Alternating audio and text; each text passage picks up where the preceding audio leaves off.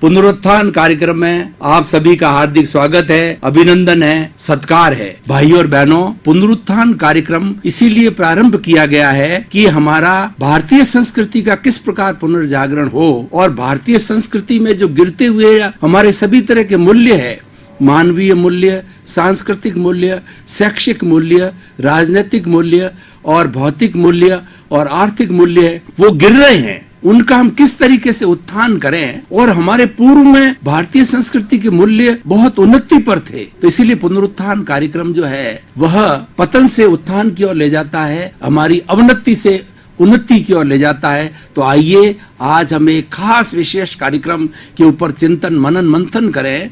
वो आज का हमारा विषय है गुरुकुल शिक्षा प्रणाली। हमारी प्राचीन काल की जो शिक्षा जो है, जिसके कारण एक अच्छा इंसान बनता था, एक अच्छा मानव बनता था, उसके बारे में आज हम चिंतन करेंगे, मंथन करेंगे, मनन करेंगे, निध्यासन करेंगे। सबसे पहले हम शिक्षा को लेते हैं। शिक्षा का अर्थ एक ऐसी व्यवस्था है जो मनुष्य को मानव बनाती है, मनुष्य को शिक्षित बनाती है, मनुष्य को सभ्य बनाती है। Education is such A means which makes the man civilized, well cultured, with well attitudes, with well behavior। और शिक्षा के अभाव में मनुष्य पशु जैसा रहता है। मनुष्यों के समूह को समाज कहा जाता है, और वो अच्छा समाज तभी बनता है जब वहाँ के लोग शिक्षित होते हैं। इसीलिए शिक्षा हमारे जीवन का एक बहुत महत्वपूर्ण अंग है। आज के हम इस वातावरण को देखें, हर माता पिता ये चाहते हैं कि मेरी संतान जो है शिक्षित हो, और आज के शिक्षित वातावरण ने, इस वैश्वीकरण युग के अंदर शिक्षित माता पिता ने अपने जीवन का एक बड़ा ध्येय बना दिया है कि बच्चों को शिक्षित करके सुसंस्कार दिए जाएं। अब भाइयों और बहनों, हम देखेंगे कि हमारी पुरानी प्राचीन जो शिक्षा प्रणाली थी वह गुरुकुल शिक्षा प्रणाली थी। उसके क्या उद्देश्य थे, उससे हमको क्या लाभ होते थे, और उससे क्या निष्पत्ति आती थी। और आज का जो ग्लोबलाइजेशन, प्राइवेटाइजेशन, लिबरलाइजेशन का युग है, इंटरनेट का युग है, विज्ञान का युग है, तो इस युग के अंदर जो शिक्षा प्रणाली आज हमको इंटरनेट के माध्यम से मिल रही है, विज्ञान के नए साधनों से मिल रही है, उस शिक्षा प्रणाली में और प्राचीन शिक्षा प्रणाली में फर्क क्या है।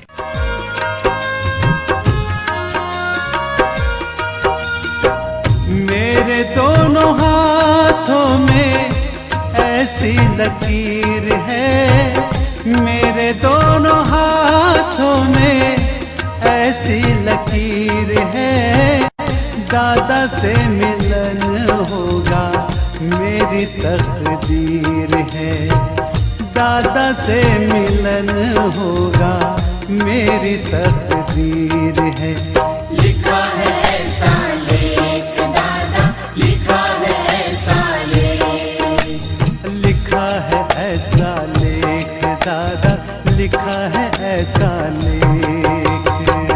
लिखता है लिखने वाला सोच समझ कर, लिखता है लिखने वाला सोच समझ कर, मिलना बिछड़ना दादा होता समय पर, मिलना बिछड़ना दादा होता समय पर। इसमें मीनन मेघ दादा, इसमें मीनन मेघ, इसमें मीनन मेघ दादा, इसमें मीनन मेघ।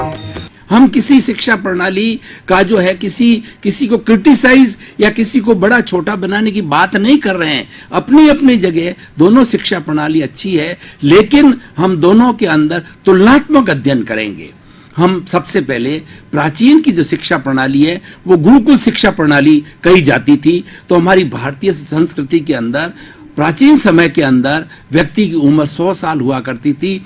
100 साल के जीवन को हमारे भारतीय संस्कृति के ऋषियों ने और मुनियों ने, महान आचार्यों ने, साधुओं ने, सन्यासियों ने इसको 4 भागों के अंदर बांटा। 25 साल की उम्र ब्रह्मचर्य जो है वो आश्रम कहलाती थी। और दूसरे 25 साल की उम्र गृहस्थ आश्रम कहलाती थी, तीसरे 25 साल की उम्र को वानप्रस्थ आश्रम कहा जाता था, चौथी जो है 25 साल अंतिम जो 100 साल पूर्ण करने की जो जीवन की हमारा जो समय होता था वो संन्यास आश्रम कहलाता था। बंधुओं, हम तीनों आश्रम की बात नहीं करेंगे, हमारा जो आज विषय है उसका पहला जो ब्रह्मचर्य आश्रम है, और उस ब्रह्मचर्य आश्रम के अंदर 25 वर्ष के अंदर जो 4 वर्ण बनाए थे हमारे संस्कृति के, कि ब्राह्मण, क्षत्रिय, वैश्य और शूद्र, ये चारों तरह के वर्ण के लोगों की अलग अलग जो है कार्य प्रणाली हुआ करती थी।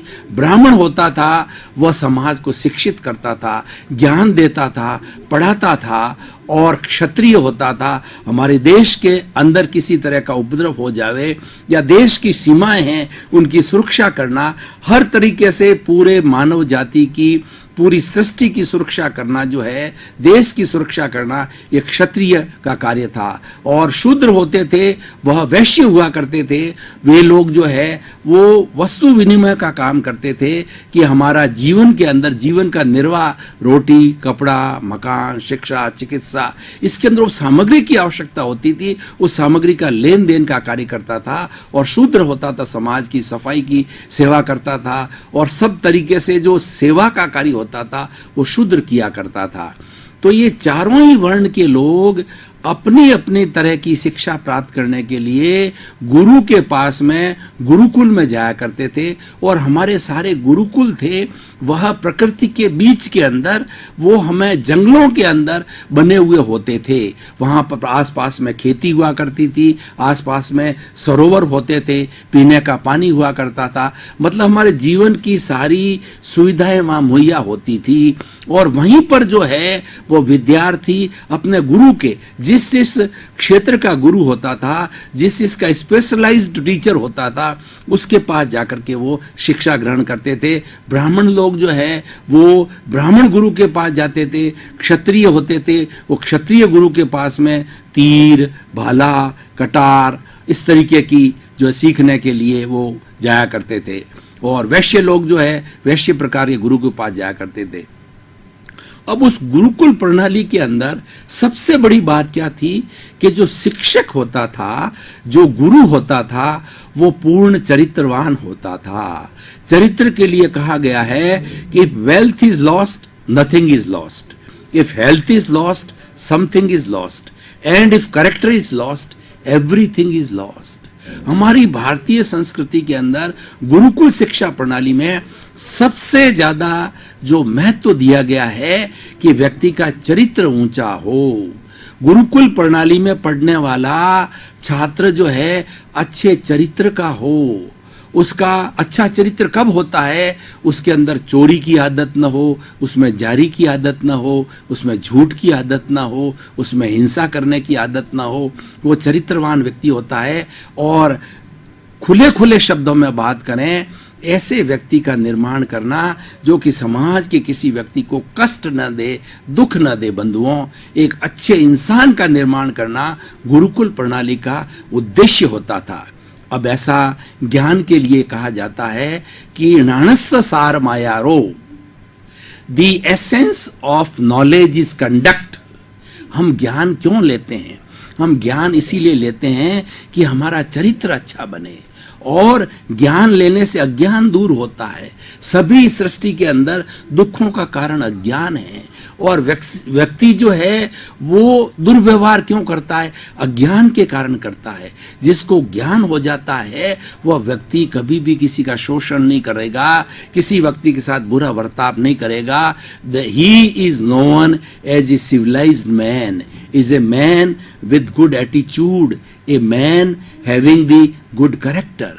सो इसलिए भाई और बहनों, गुरुकुल शिक्षा प्रणाली में अच्छे अच्छे गुण सिखा करके, अच्छे अच्छे जीवन के मूल्य सिखा करके, और वह जो है वो जो थी वो उसके साथ साथ में वो प्लेसमेंट भी देती थी। पुरानी जो एजुकेशन है इस तरीके से पढ़ाई जाती थी कि वो रोजगारोन्मुखी थी। रोजगार भी मिलता था उससे, और साथ साथ में जीवन निर्माण के सूत्र भी मिलते थे।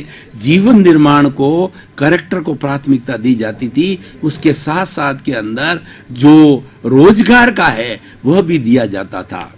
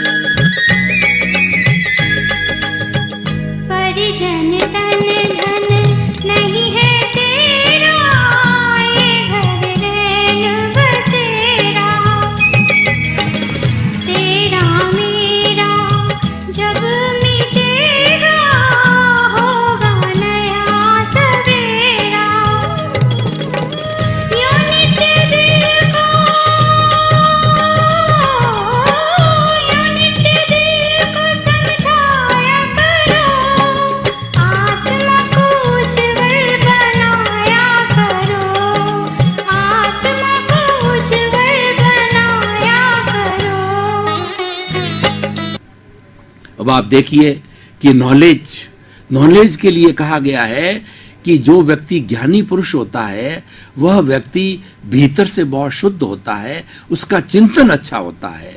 इसीलिए आजकल हम विद्यार्थियों को, मैं एक टीचर हूं, टीचर होने के नाते विद्यार्थियों को 3 सूत्र सबसे पहले देता हूं कि अपनी क्लास स्टार्ट होने के पहले, कि थिंक पॉजिटिव, डू पॉजिटिव और बी पॉजिटिव। भाई और बहनों, दर्शकगण, श्रोतागण, अगर व्यक्ति के विचार अच्छे हैं तो वह व्यक्ति डेफिनेटली अच्छा बनेगा। क्यों? कि जिसका भाव अच्छे हैं उसके विचार अच्छे हैं, जिसके विचार अच्छे होंगे उसका व्यवहार अच्छा होगा, जिसका व्यवहार अच्छा होगा उसका व्यक्तित्व अच्छा होगा। इसलिए हमारी पुरानी शिक्षा प्रणाली भाव शुद्धि की शिक्षा प्रणाली थी। भावों को शुद्ध करने के लिए प्रयोग कराए जाते थे, उनको आसन कराया जाता था, उनको प्राणायाम कराया जाता था, यम के बारे में बताया जाता, अहिंसा, सत्य, चौर्य, ब्रह्मचर्य, अपरिग्रह, ये कॉमन हर विद्यार्थी को अपने अपनी लाइन के साथ साथ में पढ़ाया जाता था। और उसके बाद में नियम बताए जाते थे कि हमारे शरीर के अंदर बाहर की शुद्धता आनी चाहिए, भीतर की शुद्धता आती है। भीतर की शुद्धता का मतलब ये है कि हमारे भीतर नेगेटिव थॉट्स नहीं होने चाहिए।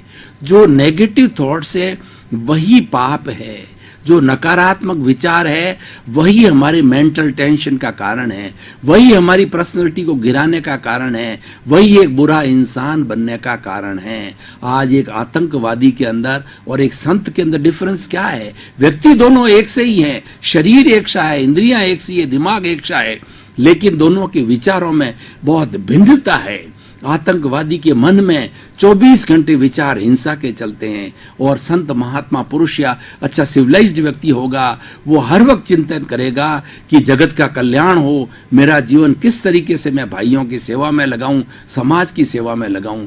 इसलिए भाई और बहनों, दर्शकगण, श्रोतागण, हमारी गुरुकुल प्रणाली इतनी सुंदर प्रणाली थी कि वहाँ से 25 साल की अवस्था में शिक्षा ग्रहण करके हर विद्यार्थी जो इतना अच्छा बन करके आता था कि वो समाज के अंदर किसी भी तरह की बुराई न तो फैलाता था और न पनपने देता था। अब हम आज के सिनेरियो की बात करें, आज का युग वैश्वीकरण का युग है। आज पूरा विश्व एक वसुधैव कुटुंबकम बन गया है। हम वैश्वीकरण को 2 भागों में बांटते हैं कि हमारे ऋषियों मुनियों ने, हमारे पूर्वजों ने हजारों साल पहला वेदों के अंदर वसुधैव कुटुंबकम की अवधारणा आती है। वसुधैव कुटुंब का मतलब ये है कि ये सारा जो संसार है वो वसुदेव का है, ईश्वर का है, and we all are the sons and the daughters of the God. हम एक परम पिता परमेश्वर की सब संतान हैं, आपस में भाई बहन हैं, इसीलिए हमें भाईचारा रखना चाहिए, एक दूसरे से अच्छा व्यवहार करना चाहिए। उसको आज विज्ञान ने ठीक उसको ग्लोबलाइजेशन के अंदर बदला है। उन्होंने विज्ञान के तरीके से जो है सारे विश्व को एक सूत्र में बांध लिया है। आज सैटेलाइट के माध्यम से पूरे विश्व के 200 देश जुड़े हुए हैं और सैटेलाइट से सारा संसार ग्लोबलाइज्ड हो गया है। आज इंटरनेट के अंदर ऐसा कोई ज्ञान नहीं है जो इंटरनेट और गूगल से नहीं मिल सकता। बंधुओं, हम बहुत करीब आ गए हैं। सारी पृथ्वी एक घर के समान हो गई है, परिवार के समान हो गई है। That is why the word of today is told as the word of globalisation, privatisation and liberalisation. We are living in such a world. When we are living in this world, we are to act accordingly. हम वसुधैव कुटुंब के अंदर प्रेम रखते थे, तो आज globalisation के अंदर वही बात है कि हम जो ज्ञान प्राप्त कर रहे हैं वो ज्ञान हमारे आचार में परिणित होना चाहिए।